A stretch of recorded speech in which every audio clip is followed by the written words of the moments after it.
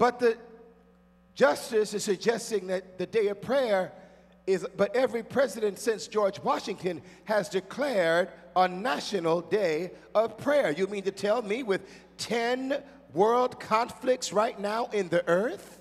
You mean to tell me with 5- and 6-year-old children hanging themselves because they're being bullied in school? You mean to tell me with all of this AIDS epidemic, a prison population that's out of control? You mean to tell me that we don't need at least one day where we bow our knee to God Almighty? We don't need a day of prayer. We need 31 days of prayer. We need 40 days of prayer and fasting. For if my people, I feel them, are called by my name, would humble themselves and pray and seek my face, then I will hear from heaven, and then I will heal the land. Y'all be seated. Let me suggest to you,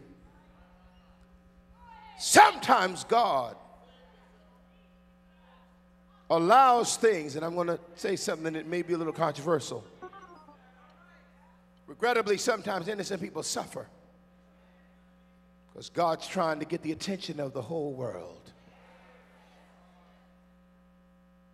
Many of you were part of this church at 9/11. The Sunday after 9/11 was like Easter Sunday. It was so crowded we had seats down the aisle, seats across the front. Balcony packed. 2 Sundays after 9/11. Because people were scared. When 9/11 occurred, we opened up the doors of the church. Pastor Cliff Williams and the rest of the staff, they ministered to the people while I went and found my children and got them out of school.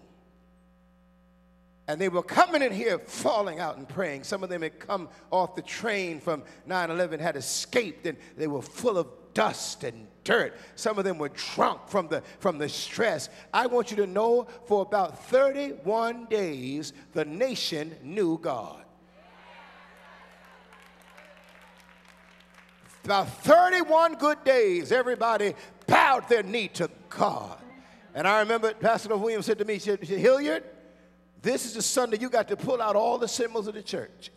You make sure the cross is shining, that the candles are lit, that the pulpit is right. Because people right now, they're dazed, and they may not hear a word. That's why I believe symbols are important. Sometimes you can't hear what people are saying, but if I can look up and see a cross, or if I can see a Bible, I can see the Lord's table, I can see the robe. Sometimes we wear these robes not because we're trying to be high and mighty, but because sometimes people need to look on the garments of the church, look on the garments of the faith of the one who proclaims the faith. I want you to know, for 31 days the nation bowed down to God. All over the country, churches were packed out.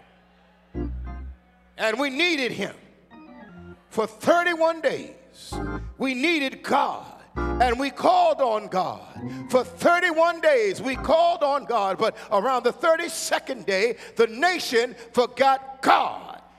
And we've been forgetting God ever since. And you mean to tell me now that someone is suggesting that the day of prayer is unconstitutional? Do you know how much money it took, taxpayer money, for them to painstakingly take down the 10 commandments that were on marble slabs in the courthouse in South Carolina because they declared that that was unconstitutional, the 10 commandments. Where will this end? I want to know, and I want you to know that I said it. If we're not careful as a nation, Pastor Trewick, we're going to end up just like Europe.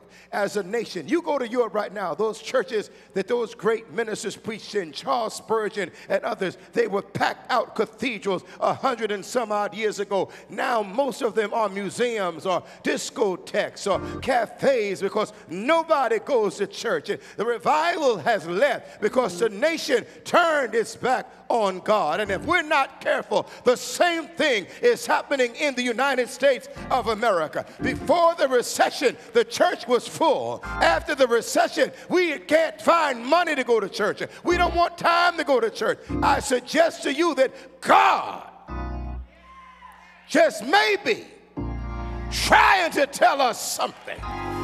Seem like this is the third earthquake that I've talked about in the last 90 days. Maybe God is trying to tell us something.